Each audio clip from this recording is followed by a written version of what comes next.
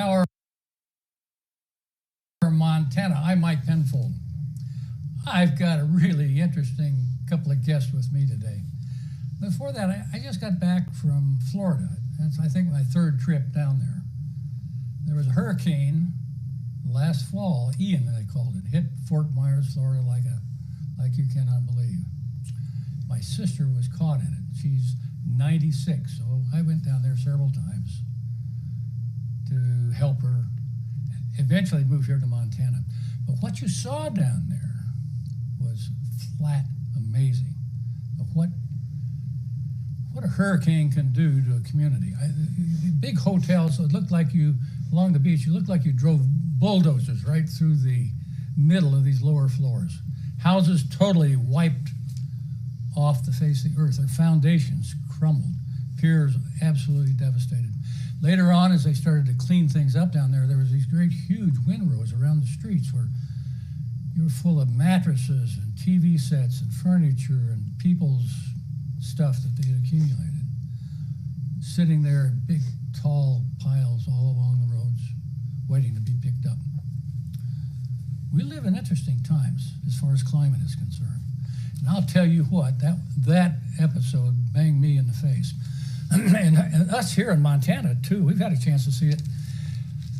Maybe you remember last spring here when we saw on the TV houses floating down the Yellowstone River? We saw huge rivers going through the city of Red Lodge,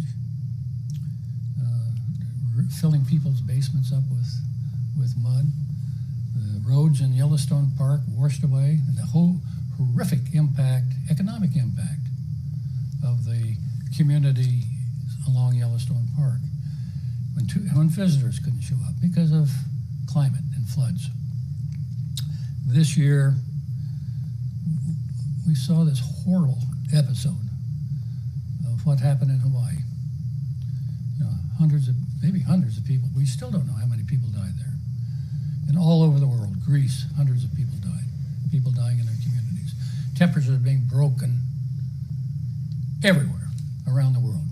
Things changing. I'll tell you what, the people who deny climate changing are beginning to wake up. You can't ignore what we're saying. You know, I was very disappointed in our legislature this year. Some of those members passed a bill that said we should not think about the impact of climate when we do energy projects. Are you kidding me? Montana, we can do better than that. That's not who we are. But happily, some people are doing better than that.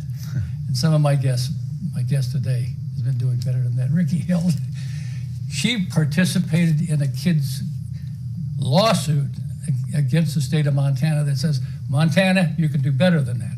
It says so in our Constitution. Rikki Held, welcome. Thanks, Mike.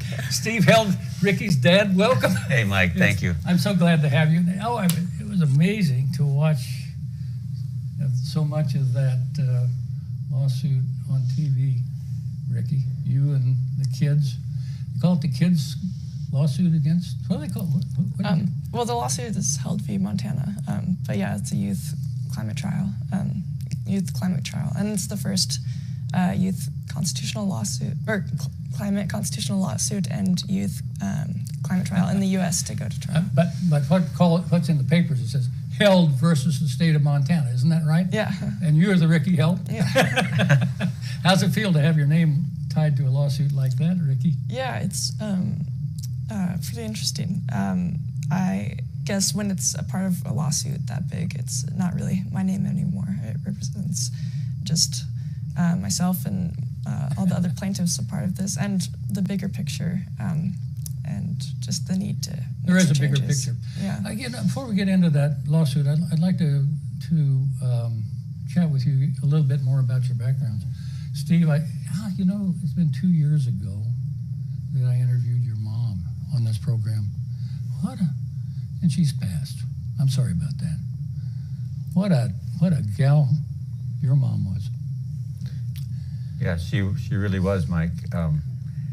But we were just talking about how time slips away from us. It's been 3 years since you Has passed. it been 3 years? Oh, my. So the interview was 3.5 years ago. Oh, my gosh. But we used that footage in her funeral, and she got to plan her own funeral. We did that together, and she used a lot of the footage from your interview to talk about her past. Yeah, you've been ranching. Your family been ranching. What, you're fourth generation? I'm fourth, right? Ricky's fifth generation. Fifth generation. Yeah. Montana rancher. That's pretty. Tell me what growing up on a ranch is about, and I also want to poke at you just a little bit about, have you seen climate impact? But what was it like growing up on a ranch, Rikki? Yeah, just wonderful. I feel so lucky to have grown up on the ranch, and we got to be, my brother and I, we were very involved in the ranching operations, and even when we were 4 years old, Dad just sent us off into the hills on horseback to gather cattle, and we're always helping out and fixing water tanks and fences, or taking care of livestock and crops and pets in the barnyard. You didn't do any rodeoing like your crazy dad, did you? I did a bit, yeah. No kidding. Yeah. He did more than me. Oh, really? She was good. Yeah. Yeah. So you went to school, and your ranch is close to Broadus. Mm-hmm. And I remember your mom, Steve, a young woman growing up on a sheep ranch, probably a hard scrabble kind of a sheep ranch in eastern Montana. And she really, at a young age, helped raise her siblings after her dad died.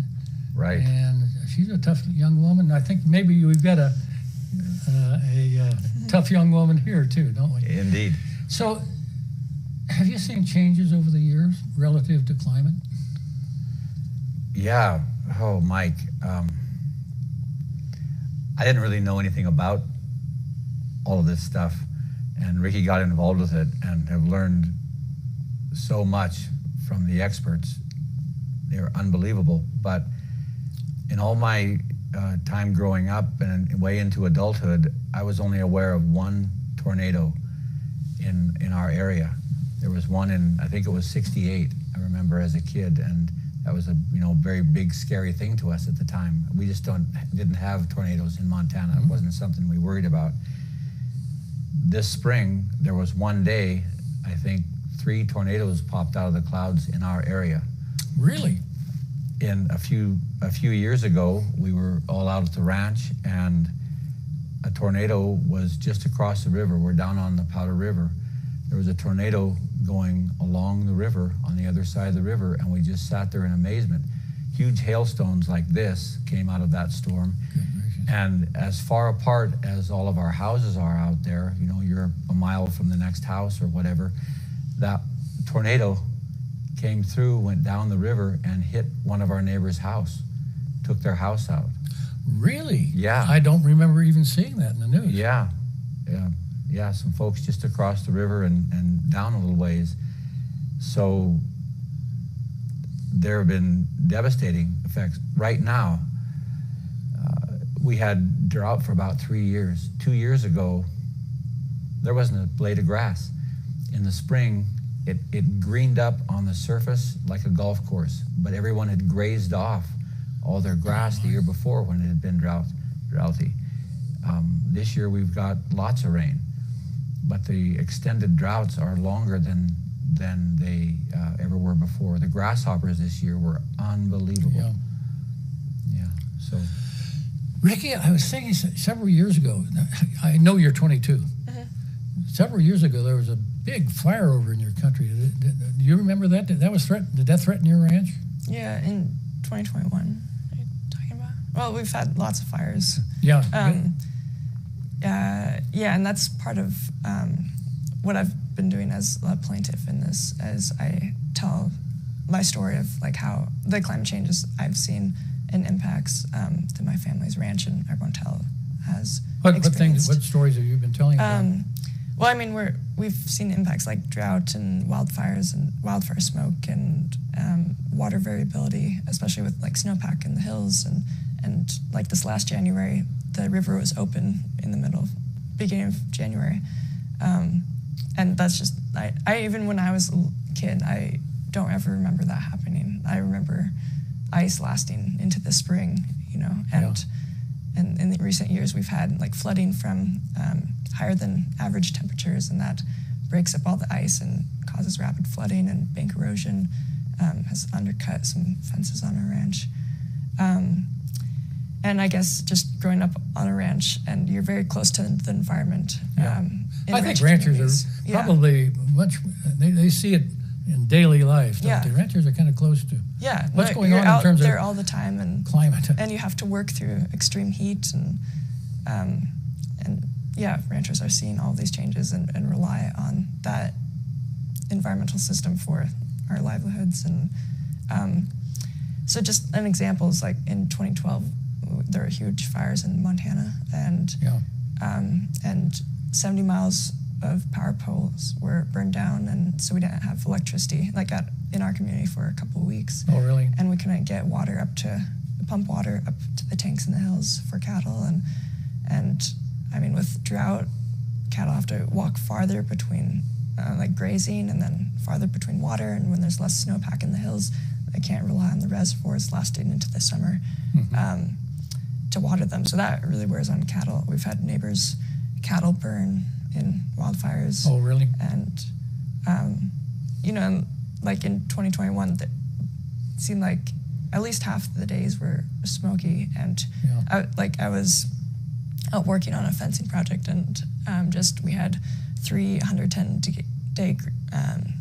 Had 300 what? We had 310 degree days that summer, Are which you was a kidding me? record in Broadus. In Broadus? Yeah. And so just being out in the heat and with the smoke and getting air quality and extreme heat alerts on my phone. In that kind of heat? Yeah, it's rough on cattle and crops and with extreme weather events like more hail that affects crops and roofs, and we have had stronger winds take out the end of our pivot and just take out windrows of hay. And do you think it has much impact on? You have a lot of wildlife around your ranch. Do you think it has much impact on wildlife? A lot, Mike, and some things that Rikki was saying. Last year, there was a microburst of air that came and just crushed one of our pivots to the ground. And the pivot people said they had never seen that before. But it wasn't tipped over. It wasn't just crushed. It crushed it. And and in the fires, the other businesses too that it affects, like we have the motel businesses that have been there for 70 years. And in those fires in 21, they closed the highways down. And so we lost one of our biggest months of the year. We just lost all the business because people couldn't get there. And then last year with the Yellowstone floods in the river, we had it. Yeah, it was terrible during the whole tourist season. It impacted you guys in Broadus. Absolutely.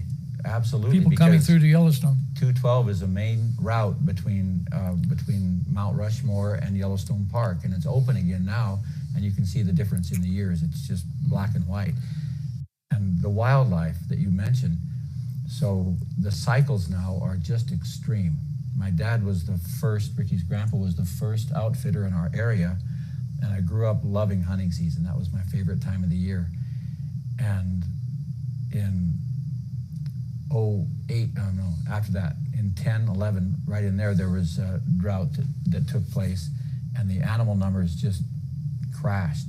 They went way down, and then they revived some. They had come back quite a bit, and then with the 3 years of drought that we had preceding last year, we had some rain, and this year we had a lot. The numbers plummeted again, and that has a huge impact on the motel business for out-of-state people coming. Obviously, on the lives of the wildlife, it's a major thing. But it fluctuates so wildly. There isn't that amazing. Kind of consistency. It is surprising that anybody is denying climate change now, isn't it? I mean, it hits you in the face. The idea that anybody's denying this, and our legislature would say, "Hey, we don't need to worry about this," is amazing to me. Have you seen much change in the Powder River? You live right on the river. There was a year Rikki talks about where the river dried up, and they actually didn't have any flow in it in certain areas, and then other times there have been big flooding events. We built the fence back in, I don't know, '07, I think. We built a fence that was 75 yards maybe from the river, because the old fence had been undercut and it crashed into the river, and now it's already eaten up that much bank in just a few years, and it's undercutting it again. Held versus the state of Montana. Rikki Held. How did you get involved in this? How did you decide to take on this lawsuit and get involved? Yeah, well, I've been interested in science for a long time, and I've worked with hydrologists who have studied the Powder River since the 1970s. And so just in high school, I was learning about Earth systems and climate change more and more, and saw what a big issue this was. And it affects everyone in the world. And so just a family friend knew about Our Children's Trust, which is the nonprofit organization that Our Children's Trust. Yeah, that brought this case, and along with 2 Montana law firms, McGarvey Law and the Western Environmental Law Center. And they kind of organized the lawsuit? Yeah, and so I heard about them through a family friend, and so I reached out, and it just Good for you. Yeah, in the first meeting they talked about kind of what the case would be, and how I could be involved, or whether I wanted to even, and them saying that in our Constitution we have the right to a clean and healthful environment along with other rights, and we can bring this case to the state of Montana. How old were you when you got started? I was 18. 18. Yeah. So it's been going on for a long time. Yeah, we filed in March of 2020. Yeah. Did you get to know the other kids? How many kids are there? There's 16 of us plaintiffs. Yeah. Did they have stories about how impacting climate change is to them? Yeah. Well, we're all from different parts of the state, Right. But we've all experienced different impacts. Like some is just as kids, like not being able to go outside and do activities. Like there's a runner and a skier, and just not being able to go outside with like smoke in the air, and that affects, especially kids are disproportionately impacted by things like extreme heat and air pollution, physically, and then also there's the mental side effects, especially on young people, because one of our experts in the trial talked about this idea of institutional betrayal, I guess, because we rely on our societies to keep us safe, and we know that our governments have known, as the state of Montana has known since the 1960s about human-caused climate change, and we've known for a long time about the negative impacts of that and on our environmental systems that we rely on. And so, there's a lot of mental health concerns. Yeah, I can see mental health is part of it, is it not? Yeah. So the case had leaned on our Constitution, didn't it? Mm-hmm. Tell me about that. Yeah. One of our first expert in the trial was Maynanne Ellingson, and she was 24, and she was the youngest delegate at 24 in the 1972 Constitutional Convention, when things like the clean and healthful environment were added. And it was so she was there when that was done. Yeah. I wonder how much women were given credit for getting that provision in our Constitution. Yeah, I'm not sure, but just there are people from all over the state, like ranchers and educators, clergy, lawyers, and so just people from all over contributing to this and protecting, just our land and the people here, and those people value our resources, and we're looking out for future generations. So I feel like as plaintiffs bringing it, we are the future generation that they were looking out for, and we're trying. You had some really pretty young kids involved in this lawsuit. Mm-hmm. Do you think they understood? I mean, I heard this. Their parents are putting these kids forward. This is just their pushy parents shoving them in. How do you react to that criticism? Yeah, well, the youngest was 2 at the time of filing, so I Parents probably understand had something to do that. with that. we do know that everyone, especially youth, are impacted. And I mean, the older of us, we understand what's going on and see these changes happening around us, and know how important it is. Rikki, let me ask you, in terms of a generation that you're part of, do you think there's many climate deniers there in that group? It doesn't seem like as much, nearly. You've been in college for several, you're graduated now, right? Yeah. Mm-hmm. And your degree's in what? Environmental science. Yeah. So in that group, people understand what's going on, don't they? Mm-hmm. Have you found are there any scientists that are in disagreement? Isn't the science community pretty much in agreement? Yeah. We've got problems with climate and carbon? Well, with climate scientists who study this, 99% of the published papers and peer-reviewed work agrees that climate change is human-caused. So there's not. Rikki, I listened to some of the testimony in the trial. Yeah. It was amazing. How did you guys react to that? I mean, there were some really good people. Mm-hmm. The trial was incredible, and just seeing how, our personal stories as plaintiffs were kind of woven in with like the expert testimony, and the experts testified to climate change and the impacts of that, including the mental and physical health impacts, and then also talked about all the possibilities we have as a state for the future.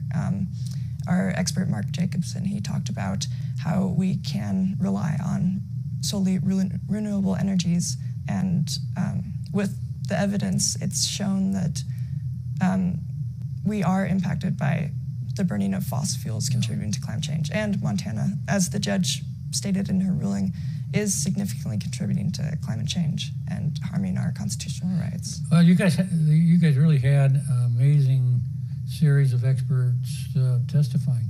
How much you have to pay them to come? Nothing. Yeah, no, I heard you had to pay them to come. No, they all did it pro bono because they saw how important this is. That's pretty important. Yeah. They know, don't they? Yeah. Mike, it's amazing because I didn't know really any of this stuff.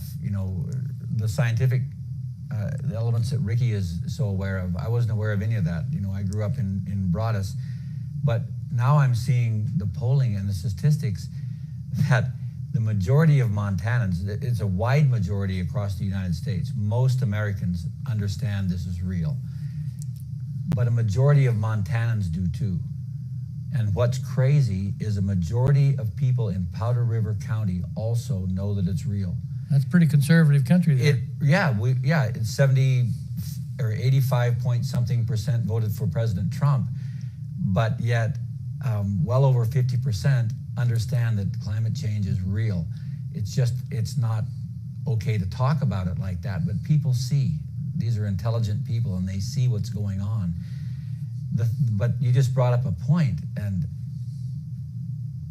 the confusion is when they are asked, do you think scientists agree on this? It's split about 50-50. So they don't know the truth of it, because the truth is the majority of people, the majority of scientists, almost to a person, understands this is going on. Yeah. It's irrefutable. And when you go and listen, as I got to, it changed my mind so much on all this. I didn't understand what Rikki understood before. It actually would save us money, huge amounts of money, to use these alternate energy sources. It's a fraction of the cost. We would save money by embracing this. Yeah. It's just foolish on an economic level. Yeah. And you think about what's the impact in Florida. The insurance companies are pulling out of Florida. It's too dangerous down Montana there. too. Montana too. Yeah, it's hard to get insurance now. Yeah. Because the risk, the unknown risk, it's hard to calculate by the insurance companies. It's a major change. Rikki, what do you see happens next? You guys won. Yeah. and you were interviewed on CNN, and where else were you interviewed? I mean, this thing has gotten national and international attention. Mm-hmm. Rikki versus state of Montana. You're notorious now, Rikki. Yeah, no, there's been lots of media attention, which has been great to get this case out there, and we're hoping that it will set a precedent for future cases and litigation. There's even like advisory opinions being asked of different international courts around the world, and so that it seems like it'll really change pretty quickly. But not many states have constitutions like us, do we? Yeah, there's about 7 states in the U.S. With the environment mentioned, and then 100 countries in the world have rights to clean health, clean environment in some way. Yeah. Rikki, let me ask you a personal question. This is not a little matter that you've been carrying. I mean, how does it feel to be interviewed by CNN and ABC or wherever else you've been? She hates it.